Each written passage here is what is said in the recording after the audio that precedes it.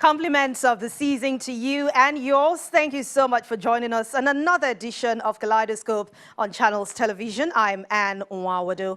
On the program today, we speak with the Chief Executive Officer of Nine Mobile, Alan Sinfield, on the telecommunication firm's sustainability initiatives. We also have a chat with the Group Managing Director and CEO of Insight Redefini, Ken Onyali-Ikwe, on the strategies used by the organization for development. Once again, welcome. We begin with the telecommunication network provider Nine Mobile. Here's a short history about the company. Emerging Markets Telecommunication Services Limited (EMTS) trading as Nine Mobile is a Nigerian private limited liability company licensed by the Nigerian Communications Commission to provide a broad range of telecommunication services, including voice and data services across the country. Formerly trading at Etisalat, Nigeria, Nine Mobile commenced commercial operations in October 2008. In its over 12 years of operations, Nine Mobile has been at the forefront of technological innovation, including high-definition voice enhancement and digital business solutions. In 2017, it became the first mobile network operator in Nigeria to get an ISO environmental certification. Nine Mobile is renowned as the most innovative, youth-friendly and customer-focused network in Nigeria. Let's hear more from the CEO of Nine Mobile, Alan Sinfield. You're the first appointed CEO since the company changed name and management back in 2017. And at that time, you said you would lead the company through a phase you labeled the most exciting journey. Tell me, how exciting has that journey been for you so far? Been a very exciting time, frankly. When you consider I was hired at the height of the pandemic, at the height of the lockdown, I joined at the beginning of June this year, and when I was working with the team, I spent the first 2 months working remotely. So what was quite exciting was actually arriving and meeting people in person after in the end, it was close to 3 months of working online with them and seeing them on video sessions, but not actually meeting in person. So that was good. Different, very different, but coming to a new country is always different, always exciting. I've worked in quite a few countries and continents, so coming back to Africa, because I haven't been working in Africa for a few years, so it was good to come back. But I guess the most exciting things for me about joining were twofold, really. One was the people. I'd heard a lot about Nigeria and Nigerian people, and I was pleasantly surprised, or maybe surprised is the wrong word. What I discovered was that the people here were very passionate, very intelligent, very well educated, lots of good ideas, lots of good strategies, and I thought I was going to be arriving with all these wonderful plans and ideas, only to find that most people here already had them.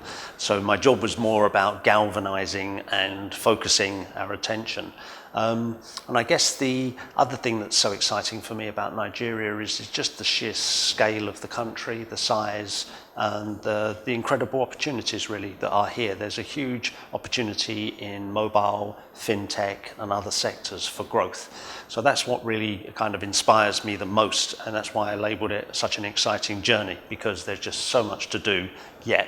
Nine Mobile must have a roadmap, or at least a guide through which it implements its corporate social initiatives. What are those pillars that help you drive your CSR? We currently have 3 pillars that we focus on. We focus on education, health, and environment. In terms of education, we've done a lot of things around programs like Adopt a School and things like this, where we're doing initiatives to help improve facilities at schools and so on. We have recently embarked on a much bigger piece of work around digital literacy and digital learning, e-learning. On the health side of things as well, our main focus of recent years has been around helping to do what we can to alleviate the impacts of malaria in the country. And on environment, we see ourselves as part of the world, not just as part of Nigeria. So we all have to do something to help the environment. So we do a lot of things around green initiatives. Those are the main areas that we look on currently in terms of CSR, but we're always looking for other ways in which we can help and do more and give back. Nine Mobile's flagship CSR program on education started in 2013. Walk us through what this program is about and other initiatives targeted at improving education in Nigeria. The program was started at a time when telecommunications arguably was a little bit in its infancy here. When this company was started, what the management observed was that there was to a certain degree, a lack of skills in certain engineering functions. So the program was put in place to address that specifically. And what they did was they focused on some of the brightest pupils that had completed their graduate BAs, and they looked to see how could they enroll them in a master's program and even PhD programs in telecommunications and engineering. So this was done by working with local universities, international universities, and also by bringing in specialist speakers, specialist engineers, and subject matter experts in various fields to train the students that were then put through their master's program by Nine Mobile. The program was very successful. It ended with over 30 students achieving master's certificates, Masters of Science, and the brightest of those 30 were given an opportunity to basically be sponsored by us to go to a university in the UK, and we had 4 PhD students come back from that as well. That finished in 2019, so we're now embarking on our next phase of what do we do more now to help with Nigeria with improving education. Telecoms has moved on a long way since those early days, so there's less of a need to focus just purely on engineering anymore. For us now, it's much more around digital, so digital literacy and e-learning and transformation programs. So we've dropped it from being a postgraduate focus, and we're looking at all levels of the Nigerian curriculum and age groups. Now, we all know the challenges in the health sector in Nigeria. Is Nine Mobile doing anything to help drive a better health system in the country? Yes, we are. We've been doing a lot of things for a number of years, in fact. I mentioned earlier on about malaria, that we've had a lot of programs around malaria and supporting Nigerian communities with things like nets, pesticides, and also malaria tablets, drugs, etc., to help ward off from the potential for malaria. We all know that's such a big issue here, especially in children. So we've done that for a number of years. Now, of recent years, our focus has started to change. What we're now looking at is now that communications is growing and there's much more penetration in the market here and digital literacy is growing, we're looking at how can we do a better job of bringing health facilities to rural communities and things like this. So what we've been looking at there is we've recently partnered with a company called Mobi Health, and what they provide is online consultations for people. This has been introduced specifically for COVID, but it's not limited to COVID. So it was brought in so that if people had symptoms and concerns about their health, they could do an online video discussion with a qualified doctor who would actually be able to give them obviously guidance on what to do given their symptoms. And how is Nine Mobile using its platform to help fight the COVID-19 pandemic? What we did to help support that is the Nigerian Centre for Disease Control. We worked with them to provide them with 600 lines, SIM cards, free, along with access to mobile broadband data, so that when they're in the field doing their research, they can stay connected and also can use their apps, etc., to communicate the results of what they're finding. So that was a big assist for them. We also made sure that it was a big help for the community by we zero rated, so any customer on our network that wanted to find out information about COVID through the Nigerian Centre for Disease Control or through the World Health Organization, that was free of charge, that they could access those facilities to get health information. We zero rated dozens and dozens of different education websites so that people could access those for learning materials, do homeschooling, obviously without charge. No country can truly flourish if it stifles the potentials of its women. What is Nine Mobile doing to make sure women are self-dependent or giving them the opportunity to fly? Specifically on women, one of the things that's been a very recent initiative of ours is there's an organisation that's been working in Nigeria for a while now, which is the Sherry Blair Foundation for Women. So as of the beginning of November, we signed a partnering agreement with them. The Sherry Blair Foundation has an app which is called Her Venture, and what that does is it looks to provide women entrepreneurs from all levels of the, as they call it, the pyramid, from the base up, gives them an opportunity that anyone that has an idea and wants to try to grow, run a business and improve themselves, that they have access to a platform that will support them with learning materials that will teach them how to become entrepreneurs and business people and things like this. But the other thing that we're doing for the entrepreneurs, the lady entrepreneurs that join the program, through the Payment Service Bank, we have access and potential to be able to provide small loans. And are there opportunities for youths as well? 100%, yeah, 100%. In terms of youths, we've been looking at, again, how can we help with digital literacy primarily? So there's a lot of people that maybe don't go as far in schooling as they could. We have 3 programs, I believe, currently underway now with some universities in the north of the country. So the people that show the best potential from those learning programs, we're looking at how do we bring them in to give them work experience programs as well. You've worked in the banking sector in London and even outside London before delving into the telecoms sector. Now, with the new 9 PSB, which is your agency banking platform, what is 9 Mobile hoping to achieve? What we're hoping to achieve is basically to support the CBN and the government with their initiatives around financial inclusion. PSB is an agency bank, and what that means is rather than just being a bank like a traditional high street bank that just has branches in major metro areas and things like this, what the PSB is, it gives us an opportunity to have the same thing. We have branches in Lagos, we're opening in Abuja and Kano and other locations.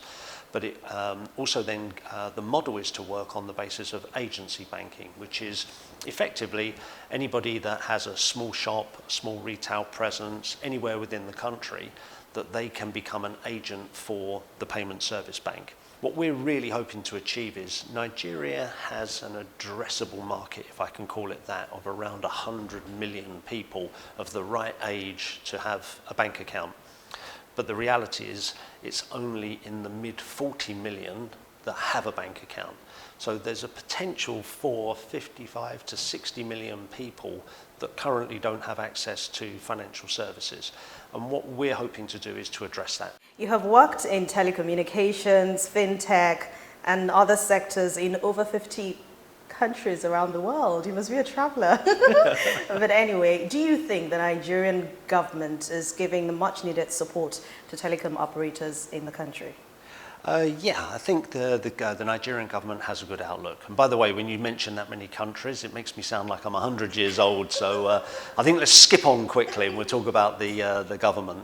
The Minister for Digital Economy here and also the EVC for the Nigerian Communications Commission, they have a very difficult job, let's be frank. You know, they have to balance protecting the consumers and doing the best that they can for the consumers while also making sure that there's a fair, competitive environment that's well regulated. Commending the Minister, a lot of the work that he's been doing around the broadband plan and removing rights of way costs and things like this, those are very well received because it was becoming cost prohibitive to roll out fibre. There are some impediments, obviously, though, still. I will add that to doing business in Nigeria. There's a lot of complexity around taxation. You know, in many cases, you have federal, state, local government. You know, we get hit with 3 to 4 taxes for the same thing in all these different environments. The levels of regulation. Spectrum is a scarce resource, and there needs to be some work done to reclaim spectrum that's been issued and licensed but not being used. So we would like to see that happening. We would also like to see a little bit more happening around planning for the future around new network technologies. So things like active network sharing. Myself and the other three main telcos, why would we all want to build sites in the same places? You often see it, 3-4 towers, all closely located. If we can change that and actually then share resources, a lot of work has been done already around tower sharing, which is one very good initiative, but the next thing is around active infrastructure sharing. So rather than me and the others all building networks in the same place, maybe I build it here, they build it there, and then we share. And that works the same with fibre and fibre rollouts as well. As I said, the government has a difficult juggling job to do, really, in managing all of that. There's more to do, but yeah, they should be commended for everything they've achieved so far. We'll continue the discussion when Kaleidoscope returns in just a moment. We'll also be speaking with the GMD and CEO of Insight Redefini, Ken Onyali-Ikwe. Please stay with us. Welcome back. You're still watching Kaleidoscope on Channels Television. Some final words from Mr. Alan Sinfield.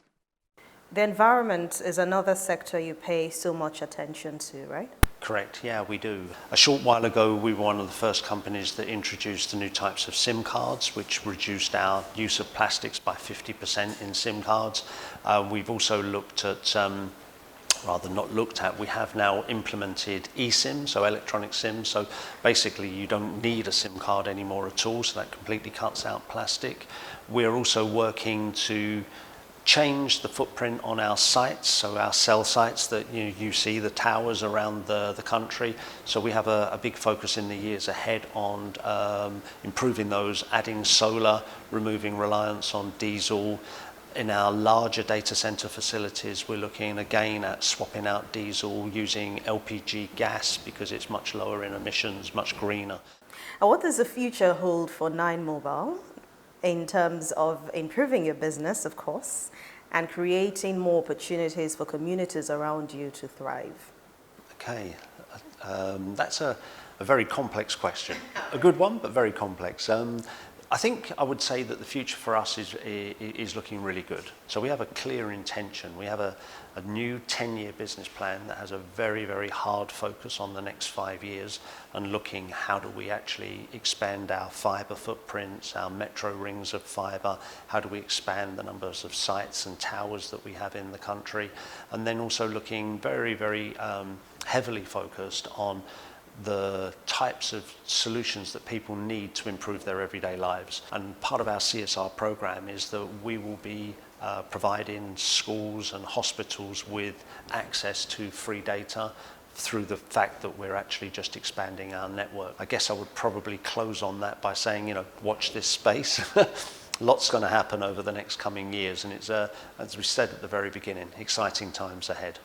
Now let's tell you about Insight Redefini, a marketing and communications firm. Insight Redefini Group is a member of the Troika Group, and it is Nigeria's largest marketing communications group. It is made up of Insight publicists Leo Burnett, All Seasons Zenith, Starcom Media Perspective, Quadrants MSL, and the Creative Council.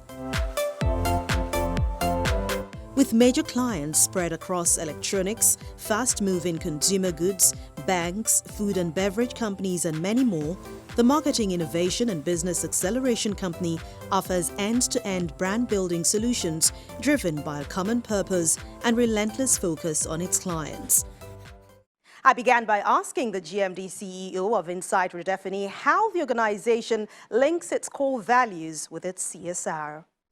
I think it starts from the values. Every organization, what it serves, has established values. And those values would encase way of behavior, pattern of behavior, processes, governance, what do you want to be known for, reason for being. So from the articulation of this vision and values, then you can now devise a strategy, be it for development, be it for future-proofing the business, and be it for corporate social responsibility. If you establish a business, then you must have established that business on a soil.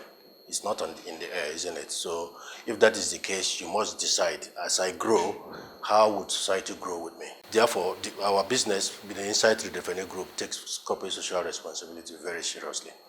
So in all our annual operating plans, whether it is for 1 year, whether it's for 5 years, whether it's for 10, you see that engraved in it. And in fact, there's a whole office in charge of that responsibility. There are specific things we do. I mean, in the last 21 years, for example, this group, we deliberately recruit 20 fresh graduates.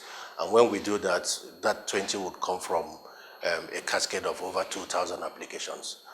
By the time we sift out 20 out of it, and it doesn't matter the discipline, because there is need for us to continue to reinvent how we deliver service, how we understand the market, and we can only do this if we take from a pool of very young people, considering today where the market is going, being a more digital exposed market, a market that should understand and service the 21st century. So young people are very important to us. So we recruit from a large pool of young people, 20 every year.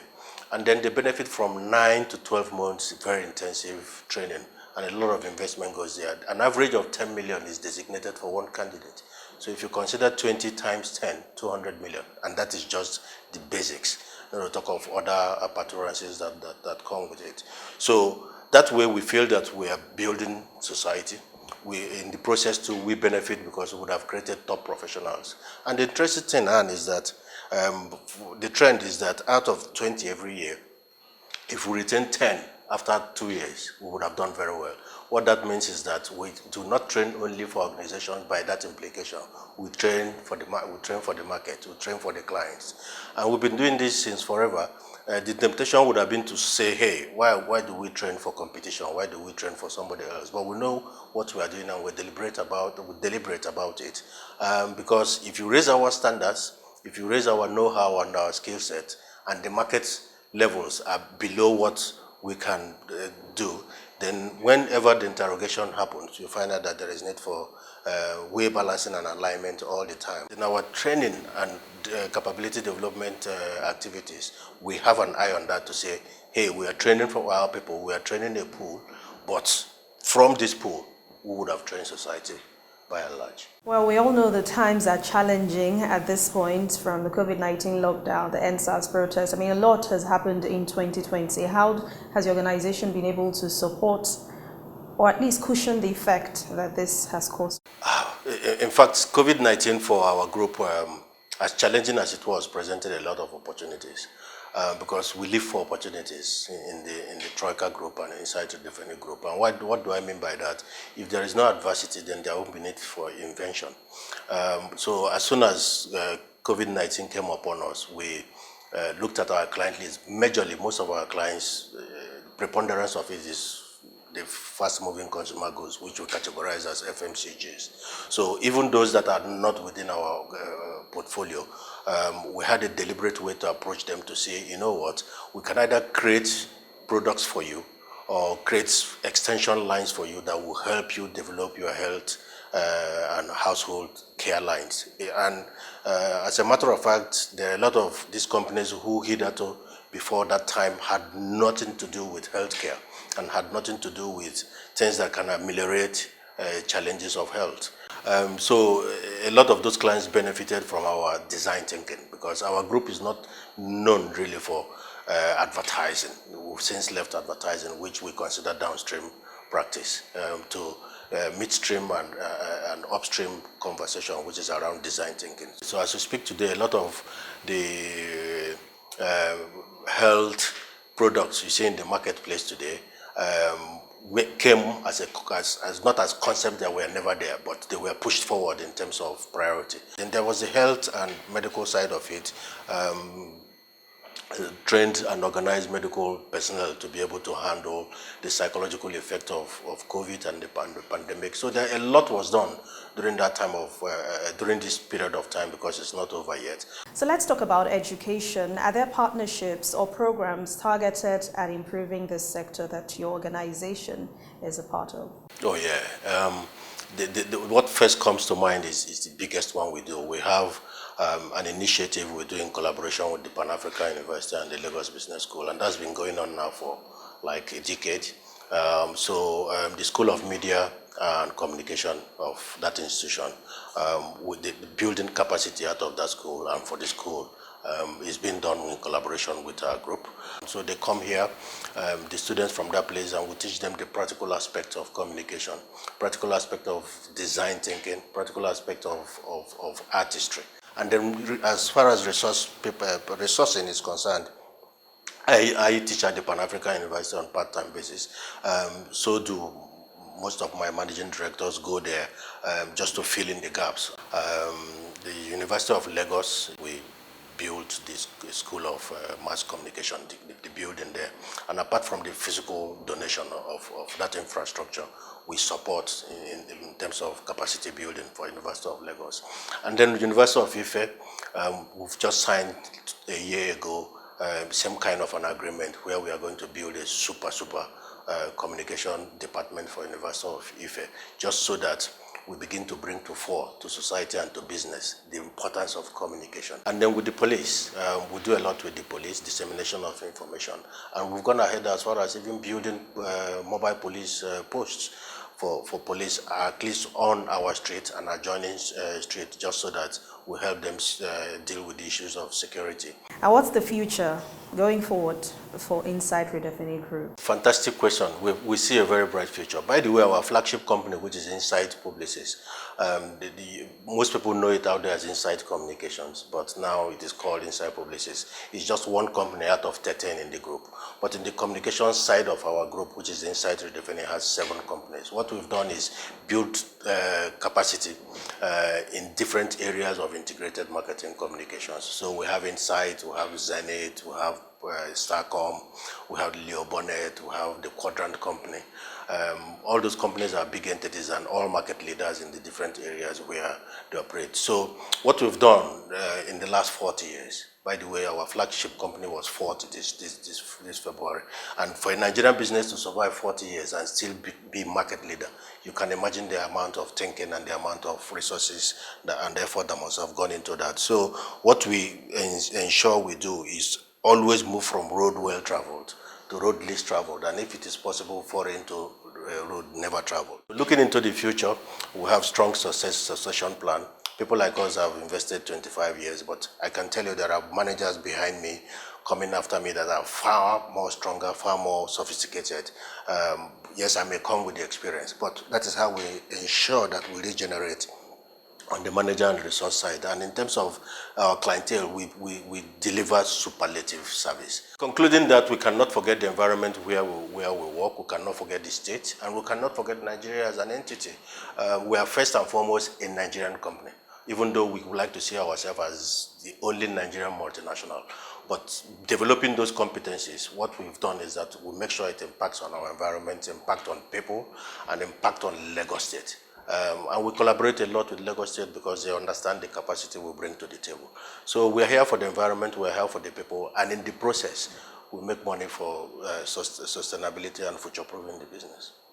And that's the program for today. Thank you so much for watching. Connect with us via social media handles. Go to youtube.com/channelsweb to watch past editions of the program. I'm Anne Nwawadu. Once again, Merry Christmas and a Happy New Year. See you soon.